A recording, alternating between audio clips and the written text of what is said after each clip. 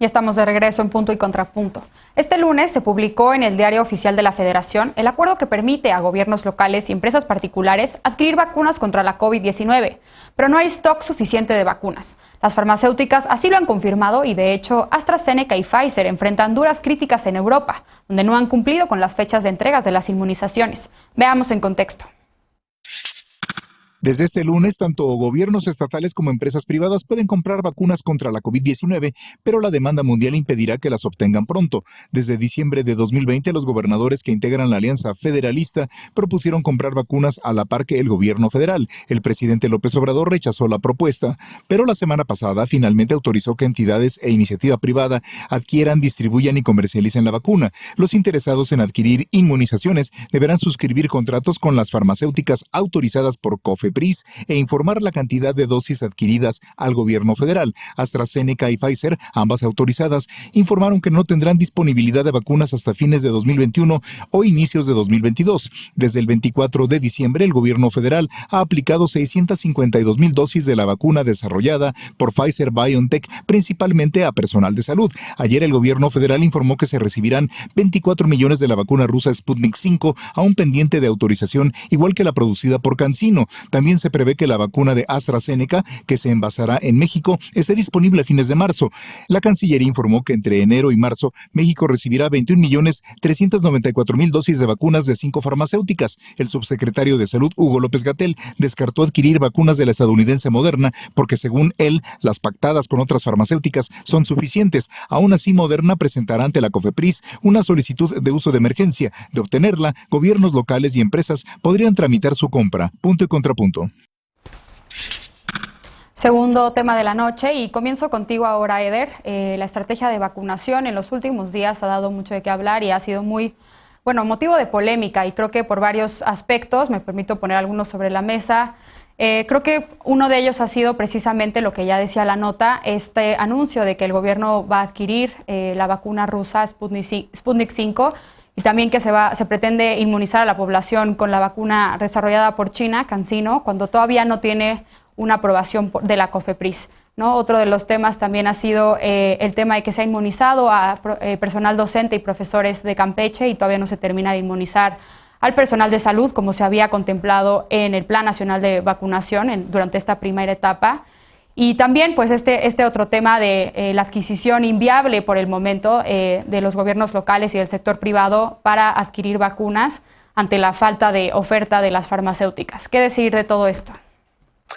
Hay una lucha global por conseguir las vacunas, pero también por validar algunas y por descalificar a otras. Por supuesto que todas tienen que pasar por los filtros internacionales y nacionales para que den certidumbre de que van a ser efectivas para resolver el problema del coronavirus, pero muchas de estas polémicas son más ruido que otra cosa y generan un clima que abona a la desconfianza de las vacunas, alimentan la narrativa antivacunas de un sector de la población que creo que es minoritario. Me parece que es muy relevante el tema de los gobiernos estatales. En el segmento anterior hablábamos del asunto del subregistro. Daniela decía que en muy buena medida el registro se puede deber a que el gobierno mexicano, el gobierno federal, había dicho que no fuéramos al hospital a menos que ya estuvieran muy graves los síntomas, pero el gobierno de la Ciudad de México implementó mecanismos para que al más leve síntoma pudiéramos, los habitantes de la Ciudad de México pudieran, por vía de mensaje de texto, decir que se sentían mal y entonces se les pudiera dar seguimiento.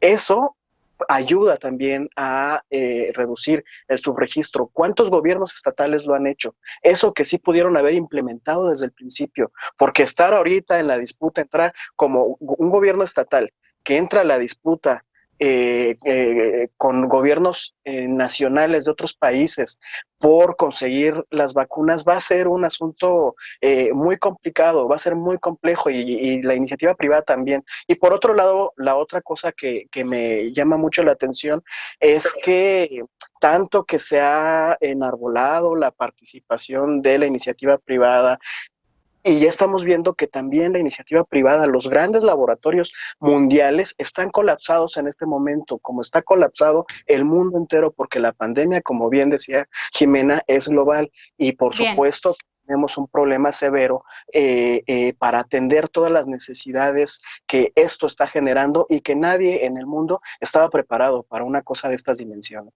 Bien. Lisa, ¿tú cómo estás viendo la estrategia de vacunación en nuestro país? ¿Te parece que ha sido la adecuada?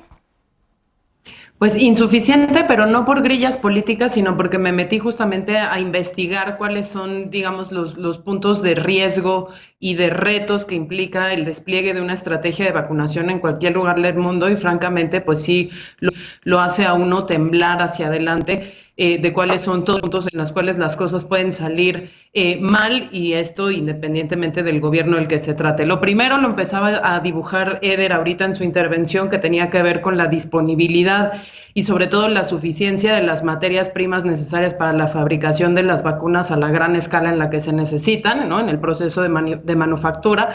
El tema de los controles de calidad, una vez que se están pudiendo procesar esas vacunas al interior de los distintos laboratorios.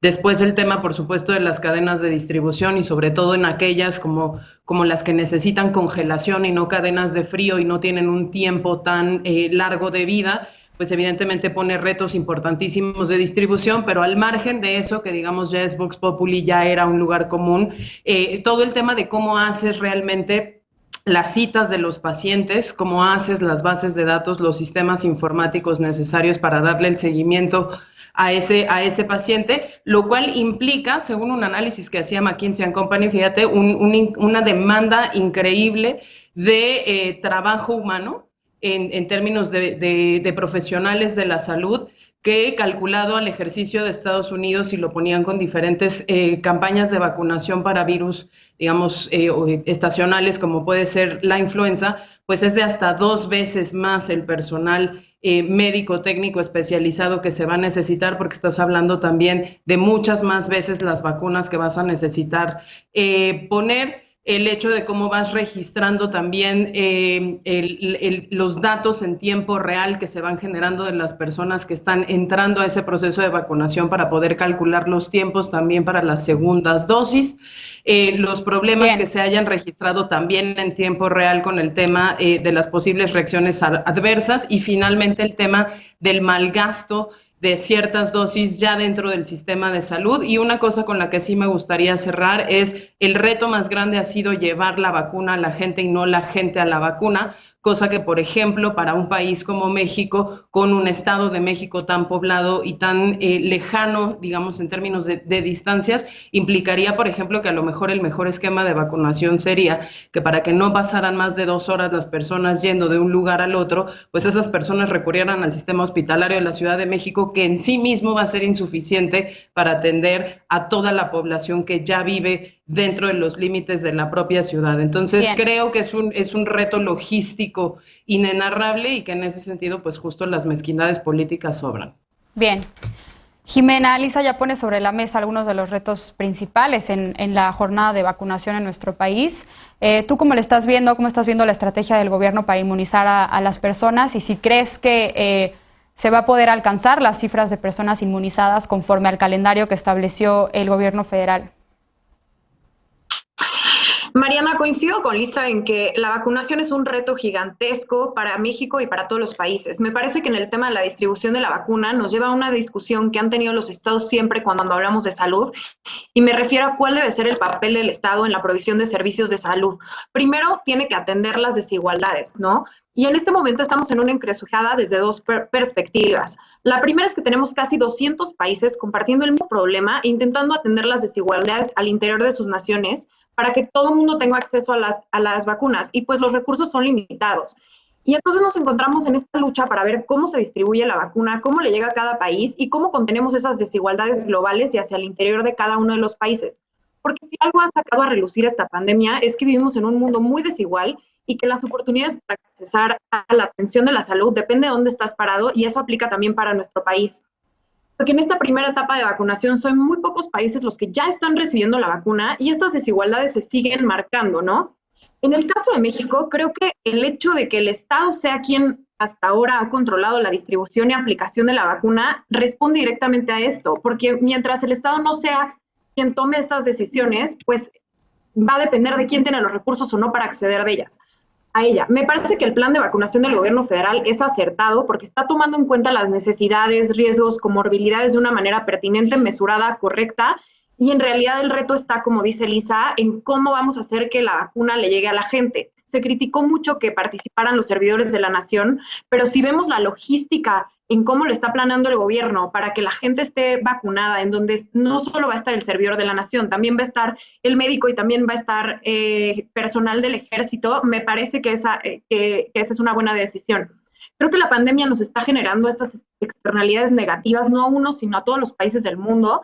Y uno de los principales problemas es que el mercado no ha sido capaz de satisfacer estas necesidades globales. Steve Jobs hace unos años decía que si para algo no estaba listo nuestro sistema de salud ni nuestro sistema económico, era para una pandemia. Y creo que nos alcanzó como humanidad, ¿no? Creo que por eso estamos en esta carrera de ver quién consigue más vacunas y cuándo. Yo creo que el gobierno de México hizo una labor fundamental en asegurar los contratos en la compra de la vacuna y especialmente en diversificar a los proveedores, porque la mayoría de los países voltearon a ver a unos específicamente, que son nuestros vecinos del norte, los productores, ¿no? En donde están laboratorios estadounidenses. Y México hizo este gran esfuerzo de cooperación con otros países para que haya diversidad en las dosis que se van a recibir en el país y así todos podamos accesar más rápido a la vacuna. Bien.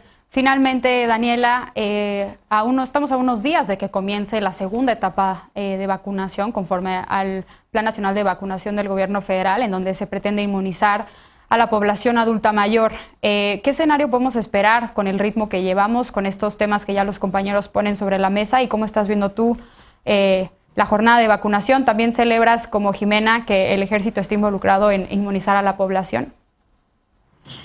Gracias. Pues mira, creo que sin duda es bueno que vayan a llegar más vacunas independientemente de cuál sea la farmacéutica, como mis compañeras y compañeros de este panel han dicho bien. El día de hoy nos encontramos en una carrera por recursos muy escasos, ¿no? Creo que también es importante que, sí establecer que la última, la Sputnik 5, sí ha generado cierta desconfianza por parte de la población, en especial porque no ha presentado sus estudios de la fase 3, ¿no? Y esto no es únicamente algo que se ha reclamado en países como el nuestro, sino también, por ejemplo, en Argentina, ¿no? Donde ya incluso ha iniciado a aplicarse esta vacuna y la población dice lo mismo, ¿no? Lo que queremos es tener la certeza del funcionamiento de esta vacuna, ¿no? Que creo que es algo que el gobierno dentro de su estrategia debe de prever.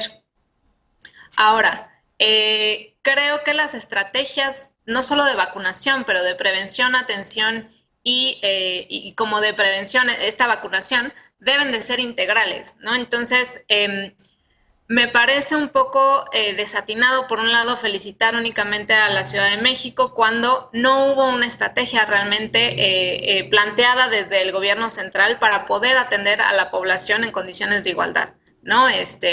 Ahorita que platicábamos justo de este 58% de personas que no están llegando a los hospitales, ¿no?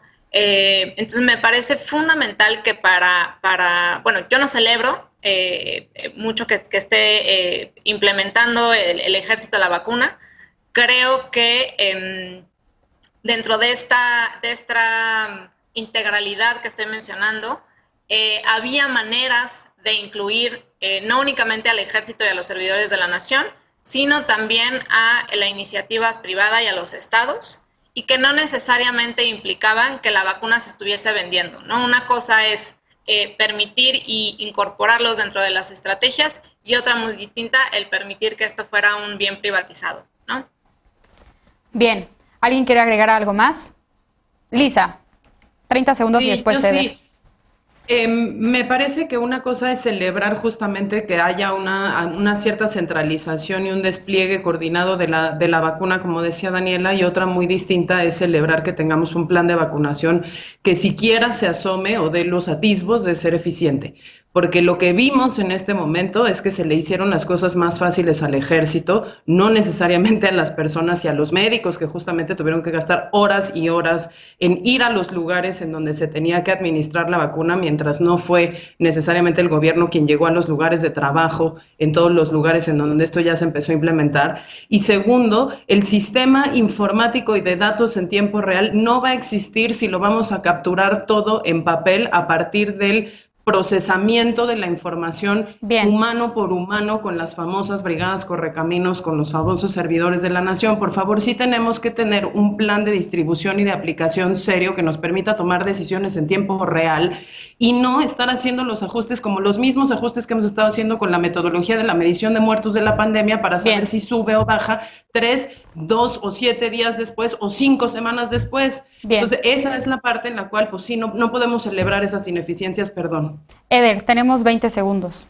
Sí, a ver, yo tuve la oportunidad en algún momento de acompañar a servidores de la nación, nada más de metiche para saber cómo funcionaba, en la estrategia para repartir los apoyos económicos de las pensiones de adultos mayores.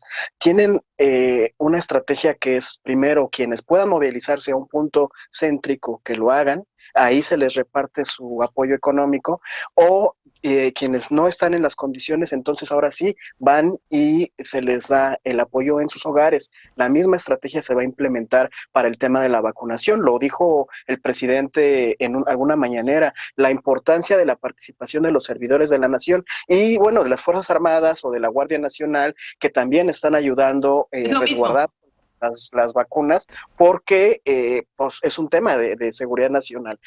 Por supuesto que tiene que centralizarse y una vez que ya se haya agotado las personas que sí puedan movilizarse, pues hay que ir a los lugares más complicados, a las zonas más difíciles para también vacunar a estas personas en sus hogares. Bien, se terminó el tiempo de este bloque, pero sin duda vamos a seguir retomando en esta mesa la estrategia de vacunación contra la COVID-19. Vamos a una pausa. La Secretaría de la Función Pública inhabilitó a Alfredo Castillo Cervantes por 10 años para ejercer cargos públicos. Esto luego de detectarse irregularidades en declaraciones patrimoniales y cuentas bancarias. ¿Sirve de algo esta medida? ¿Inhibe realmente la presunta corrupción? Regresamos con este tema, punto y contrapunto, no te vayas.